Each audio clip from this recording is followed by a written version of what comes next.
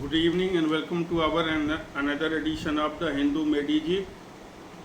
In today's front page news, we have Center 6 to overall British era criminal laws. It's a major news. It's a big breaking news. As you know that Modi government coming into power after after 2019, it has commissioned under the National Law University, Delhi's Vice Chancellor, the overhauling of our penal codes, criminal laws systems.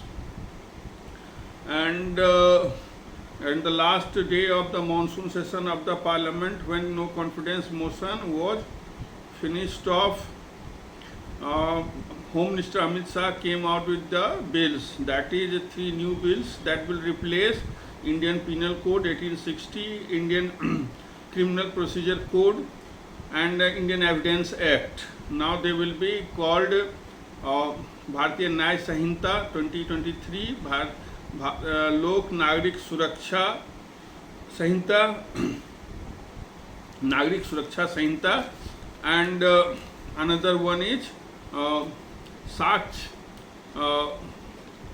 That is one will be Bharatiya Saksh bill. So these are lots of overhaul has taken place, lots of changes have occurred, new things have been introduced, like first time definition of terrorism has been in. Who is a terrorist? That has been defined. Apart from that, mob punishment for mob lynching has been given. Sexual intercourse in the garb of marrying or false promises or something like that, that has also come under the purview of law. Now then we have this regarding charge sheet timing, that police delays for on and on, it has been minimized. That 90 days is given and another 90 days will be given by the court. That is all. Within that period you have to submit the file the charge sheet. Police have to file the charge sheet. You will read more about it. This bill has been sent to Home Ministry's Joint Parliamentary Committee for further elaboration and things like that. But it was a due, because law commissions had very early had asked for revamping of our colonial era. You know that Indian Penal Code was the first of its kind in the world. It came after First War of Independence, that is 1857. Post 1857, this law was brought, Indian Penal Code. Later on, Criminal Procedure Code, Indian Evidence Act, all these things were the instruments to colonize and keep Indians under rule. So the word sedition has been removed. Now it has come under, now earlier it was Rajdroh, now it will be called Deshdroh. There is a difference in that. And sovereignty and integrity of India, if it is being challenged, then it will come in the purview. And so likewise we will go for further. Today Hindu has not given, apart from this front page news, the Hindu has not written any editorial or any column on this revamping of, rehauling of British era colonial penal codes. So hope next day onwards it will come. In writing in the Indian Express, Faizan Mustafa, who is currently Vice Chancellor of Chanakya National Law University, Patna, has written that he has found out that certain omissions like marital rape has been omitted from this. That was expected, that has been omitted from this new penal code systems, and sections are being redrawn and things like that. So go for reliable sources for more things and getting into detail.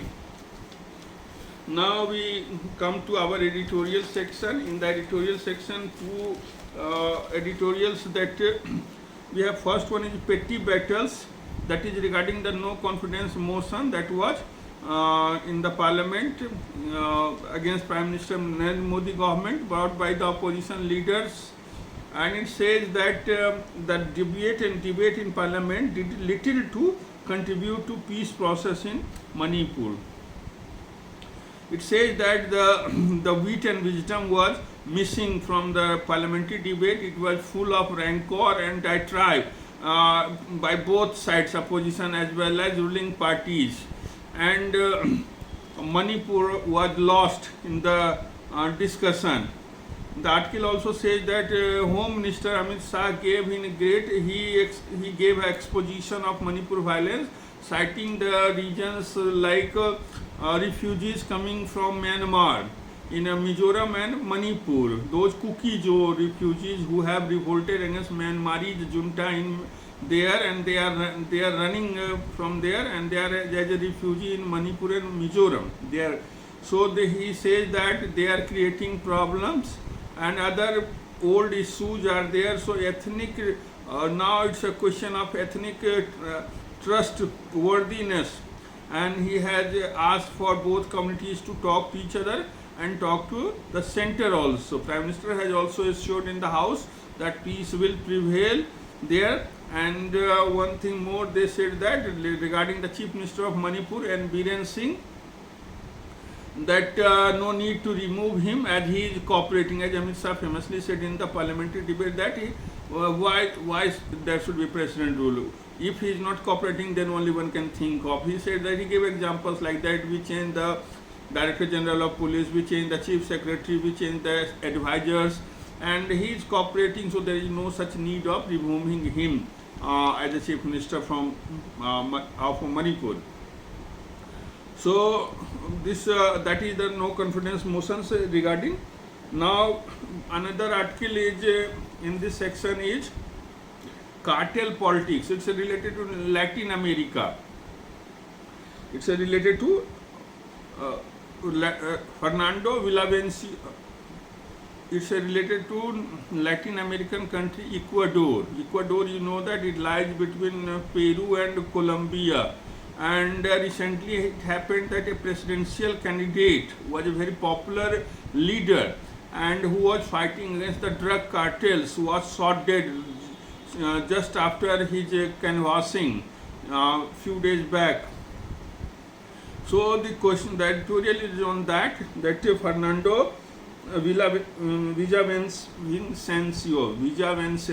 Fernando Villavicencio was gunned down by the cartel members in Ecuador, and it shows the control of the drug cartel mafias and violent mobs over the political discourse of the nation itself.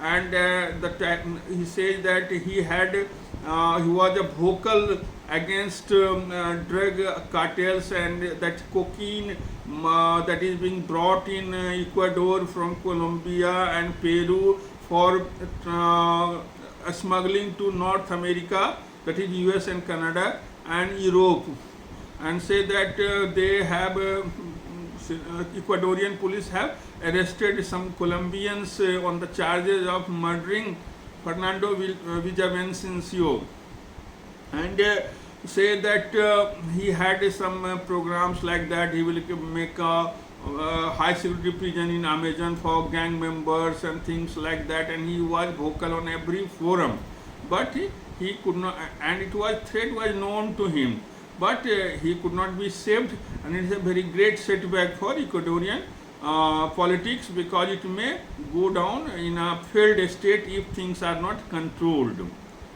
Then in this page, editorial page, we have one article by Subramaniam Swamy. Subramaniam Swamy, you know that he needs no introduction. He is a polymath, polyglot, maverick politician who has taught in Harvard University, IIT Delhi, and he is doing practicing Supreme Court as well as doing active politics also. Right now he is not being so much treated well by his own ruling party government, so he is very much always coming out with some excuses to find out fault with the Modi government's economic policies and all. In this particular Hindu article, he says that seeing the growth is just Hindu rate of growth. Okay, That's the Hindu rate of growth. You might be knowing that it was our early phase growth post independence till 70s. Our growth rate was around 3%, 3 to 4%, and that was being called the Hindu rate of growth. This growth was economic growth, GDP was very much changed during the Narasimha Rao Manmohan Singh government when he came to power, and they had economic liberalization, privatization, globalization, LPG phenomena, and that led to economic rise. He said that in real GDP terms, our economy is not going ahead as it is expected or as it is being proclaimed by the ruling dispensation. So he has some stark measures to offer, like that we shall abolish income tax so that middle class can have something to, and you shall abolish personal income tax, and he says that even GST should be abolished to give business community some relief. Apart from that, he says that through indirect taxes only government should come out with the measures, and apart from that, he says that printing of currency should be more. We cannot question his things like that, but it is an article and it is his voice. Okay, now one article that was one article in the editorial section that is written by Shri Panchu, who is a senior advocate in Madras High Court. It's an article that you should go for because it deals with you could say that constitutional real politic of the Supreme Court as well as High Courts of India. And he says he has taken a case study. Basically, this article deals with, he has taken a case study of the recent violence in Nuh and Gurugram in Haryana, where communal flare-up led to clashes and death of some people, and consequently Haryana government demolished some encroachments in Nuh and Gurugram regions. So, and what happened that then Punjab and Haryana High Court bench took suo motu cognizance of this bulldozer action taken by the Haryana government, and asked that tough questions like, is it ethnic cleansing, why you are doing all these things without following due process of law, and why you are doing for a particular community only. So these some tough questions were asked by the Punjab and Haryana courts bench after taking suo motu cognizance and stopping the demolitions that were being carried out by the Haryana government officials. Now, taking this instance as a pretext to elaborate on, the writer says that the Supreme Court in recent years has shown not that much what we say that Supreme Court seems to be giving in a little more than it should. Supreme Court giving in a little more than it should, and it says that very much question. Look at the, and it quotes certain examples like extension given to Sanjay Mishra of Enforcement Directorate. Even after Supreme Court judgments, he got a extension, further extensions. That also put a light on Supreme Court's decisions. Apart from that, he quotes number of cases like this one. Dilution of Article 370, bifurcation of Jammu and Kashmir, demonetization, electoral bonds, immunity of legislatures under Article 194, validity of Assam Accords, and the amendment to Citizenship Act. These are the things that say that Supreme Court is not coming out and such a manner that it should have been.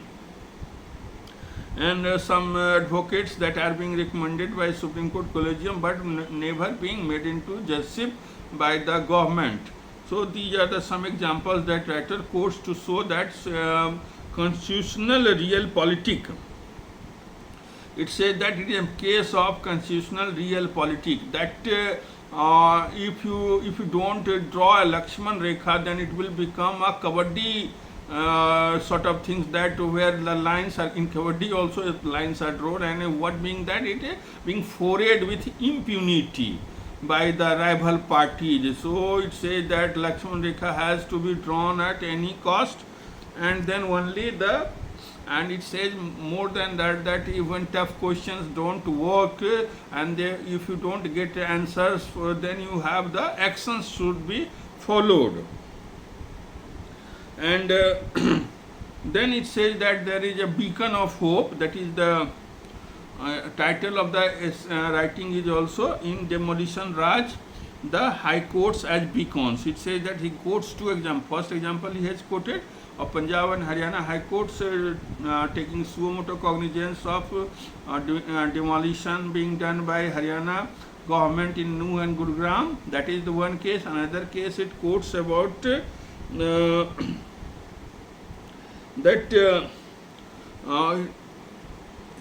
Lord Acton's Immortal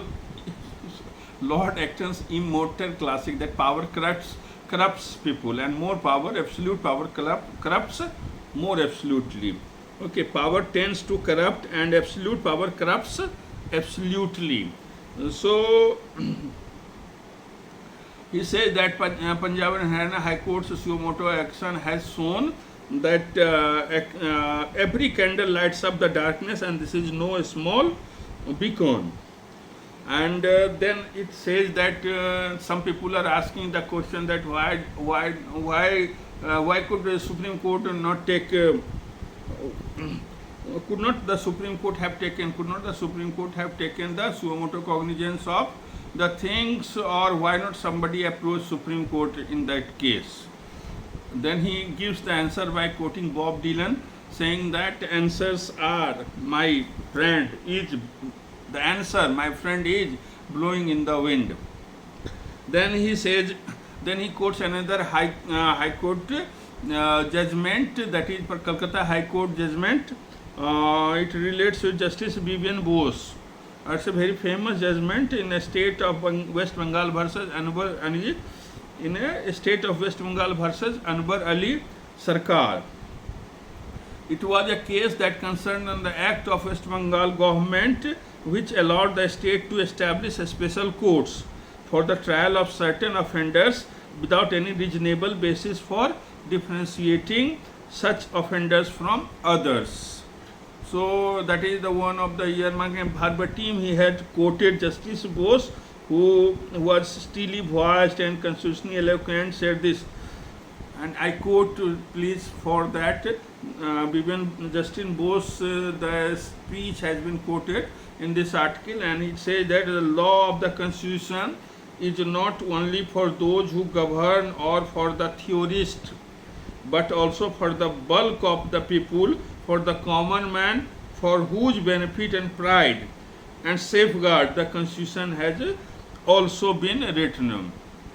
So the last man standing, whether judges, in this article he said the rule of law has been demolished in Haryana because Supreme Court did not do anything when UP case came in the Supreme Court. When in the UP this bulldozer Baba started this demolition of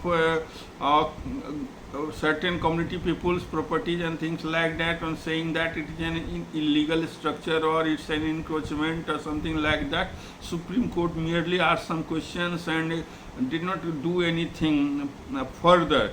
So the article says that if the Supreme Court had taken a strong action at that time and paid them price for going in such a manner, demolishing the rule of law, then Haryana government or any other government could not have initiated these measures. So these are the things that is being discussed. Another thing is that it says finally he pays eulogy to the High Court, saying that Article 226 of the Constitution that gives special powers to High Court, and they should come forward to prevail and put confidence back in the common man, in the judiciary. Then we have one, as you know, that every Saturday in the Hindu publishes a ground zero report. So this Sunday they have, this Saturday they have this today's article. They have sunshine in my eyes can make me cry. It's regarding the death of Dalit and OBC, mostly Dalit and OBC students in higher education learning, especially IIT Institute of Technology, Hyderabad, and other places. So it says that there are multiple regions, and the students coming from marginalized communities, tribal communities, scheduled caste communities, they are unable to cope, and there is no such mechanism to counsel them and preempt their suicidal attempts. It has quoted number of cases that Odisha student, she was a student of IIT Hyderabad, MTech student program, she committed suicide, and then other students also, so of Telangana, and cases like that. So please do read this. That's it's the IIT world of academy rigor, parental pressure, downward discrimination. These are the cast a shadow on the lives of young adults who believe they have arrived when they enter India's elite institutions. There they sometimes falter. There, once arriving at the institution, there they sometimes falter. And in the belief that they have failed in life itself, take drastic measures. And that should be avoided at any cost. Then we have then major news sections. We can say that one news is that G20 presidency India is holding, and you know that regarding the wording Vasudhaiv Kutumbakam, you know that in Sanskrit it means the word is one family. The Vasudhaiv Kutumbakam, India's logo sort of things like that. We boast of that so early, our philosophers said like that, they understood this concept, holistic living and things like that. So this the word is one family. The Vasudhaiv Kutumbakam. Kutumb means Kutumb. Vasudhaiv Kutumbakam. So they say that China has objection over this logo, this wording, because they say that no, the language that is not in the UNO cannot be there. Sanskrit is not in the UNO. And he said they have objected that a language that is not there in UN cannot be there on G20. G20's official language is English, and so they have done, what they have done is they have translated this Vasudhaiv Kutumbakam into one world, one earth, one family, one future. One earth, one family, one future. One earth, one family, one future. That is the literal translation of Vasudhaiv Kutumbakam, and that will be there on the G20 logo. Okay. And you will wonder that China is the only country that has objection to this. No other country, even Russia or other countries. Russia was also having some objections regarding wording on the Ukraine, but nothing like that in this one. But as usual, China is all the place. So here also, but in government of India, they have our Sherpa, Amitabh Kant is the Indian Sherpa in G20. And they have found out the ways to put in this one thing. That is the one of the news.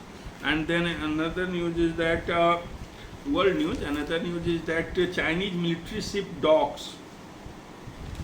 Chinese military ship docks in at Colombo port. You know that in Sri Lanka there are two major ports. There are three. You could say Colombo, Hambantota, and Trincomalee, but Trincomalee is not that much developed, and Colombo and Hambantota is being developed by China basically.